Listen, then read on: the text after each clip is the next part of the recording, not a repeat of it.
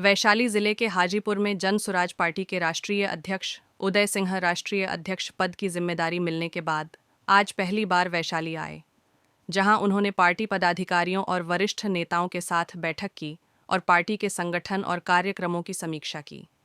साथ ही उन्होंने आगामी विधानसभा चुनाव को लेकर दिशा निर्देश दिए। पत्रकारों से बातचीत करते हुए उन्होंने बताया कि जन सुराज में टिकट पाने की एक पूरी प्रक्रिया है और पार्टी उसी प्रक्रिया के तहत अपने उम्मीदवारों का चयन करेगी। उन्होंने कहा कि जन सुराज पहली ऐसी पार्टी होगी जिसमें जनता खुद अपने उम्मीदवारों का चयन करेगी। राष्ट्रीय अध्यक्ष उदय सिंह पूर्णिया, अररिया, सुपौल, दरभंगा और मधुबनी होते हुए वैशाली पहुंचे। ये पार्टी चलती है, उनके लिए घोषित करना बड़ा आसान है। बिना घोषणा के जदयू भी एक परिवार की ही पार्टी है, नीतीश जी की पार्टी है, उनके लिए घोषणा करना महत्व है। लेकिन मैं 3-4 जगह ये चीज को कह चुका हूं कि जो संविधान में विश्वास रखते हैं उनके लिए जो चुने हुए जनप्रतिनिधि होते हैं, ये उनका दायित्व है कि किस दल को और उस दल में किस व्यक्ति को सरकार बनाने के लिए चुना जाए। लेकिन फिर आप जैसे पत्रकारों ने कहा कि लेकिन आज हो जाए तो किसको कीजिएगा, आज हो जाए तो किसको कीजिएगा। ये प्रश्न में कोई दम है क्या? आखिर चेहरा सार्वजनिक क्यों नहीं किया जा रहा है? चेहरा नहीं होना चाहिए, मैं इसके खिलाफ हूं। क्यों होना चाहिए चेहरा? तो फिर हम चेहरा ही बना देते हैं। आप विधायक हैं, आप विधायक हैं और आप नहीं हैं, फिर जनता का क्या काम? फिर जनता की क्या जरूरत? क्यों चेहरा ले आए? चेहरा लाते हैं लोगों को गुमराह करने के लिए।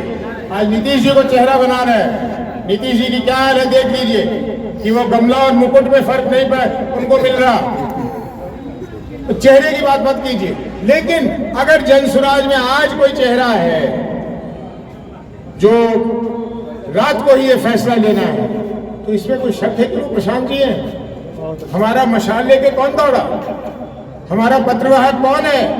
हमारी संवाद लेकर इतनी बड़ी जो आज जमहूरियत खड़ी हो गई है, किसकी वजह से? उनकी वजह से। और इसलिए अगर आज काम के आधार पर कोई कहेगा कि किसको बनना चाहिए, मैं कहूँगा प्रशांत किशोर जी को बनना चाहिए। लेकिन कल जब ईश्वर ऐसा मौका देगा कि जन सुराज के पास इतने विधायक हो गए कि उनको चुनना है, तो उनका अधिकार हम छीन नहीं लेंगे। और ये सब ड्रामा नहीं करेंगे कि विधायक जो हैं उन्होंने उदय सिंह को अधिकृत कर दिया कि वो एक निर्णय लेने। नहीं, गोपनीय ढंग से हो या सार्वजनिक ढंग से हो, वो बताए कि वो किसको चाहते हैं अपना मुख्यमंत्री के तौर पे, हम उसको बनाएंगे। और इसका कारण है वो विधायक इसलिए जीत के आएगा कि उस विधायक के क्षेत्र के ज्यादातर लोगों ने उसका समर्थन किया है। तो जब वो किसी की पसंद बताएगा और उसके पसंद के आधार पर मुख्यमंत्री चुना जाएगा, इसका मतलब बिहार की जनता उस व्यक्ति को अपने मुख्यमंत्री के रूप में देखना चाहती है। हर चीज के पीछे एक कारण होता है। ये जो आज बहुत दशकों से राजनीति चल रही है, हम उसके परे चल रहे हैं, हम उसके इतर चल रहे हैं। हम सब वो चीजें करना चाहते हैं जो गांधी जी ने, जो अम्बेडकर जी ने बताया है कि देश ऐसे चलाओ, सबको लेकर साथ चलाओ। संविधान तुम्हें मिला है, उस संविधान की साक्षर इज्जत करो। सिर्फ बोलो नहीं, जेब से निकाल के संविधान मत दिखाओ।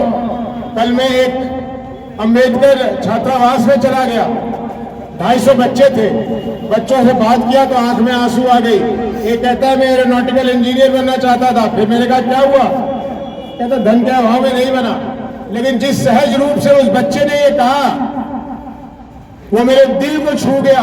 उस बच्चा वो बड़ा हुआ है ये जानते हुए कि जिस समुदाय में वो पैदा हुआ है, उस समुदाय को कोई 5 लाख रुपए नहीं देगा उसके बेटे को बनने के लिए। इससे ज्यादा अन्याय क्या हो सकता है? यह अन्याय हो रहा है। बहुत सारे सवाल पूछे मैंने, उन्होंने उत्तर दिया। उनकी कुछ समस्याएं थी, वो तो छोटी बात है, वो तो समाधान होगा। लेकिन मैंने उनसे एक सवाल पूछा, वहां 250-300 छात्र थे। मैं कहा वो छात्र जिनके माता पिता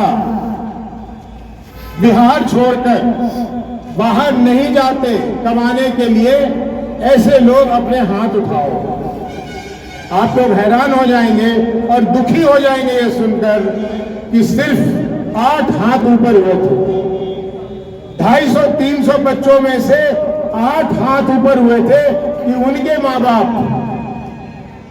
पलायन नहीं करते, कमाने के लिए बाहर नहीं जाते। ये इतनी बड़ी समस्या है।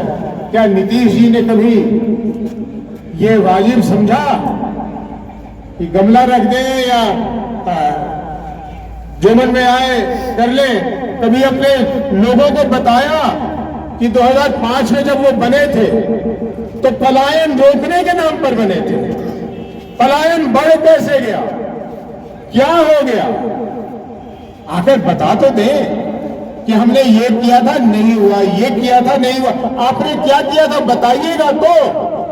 आप तो बताने को तैयार नहीं। आप तो कह रहे हैं 2005 के पहले कुछ नहीं था, हमारी महिलाएं कपड़े भी नहीं पहनती थी।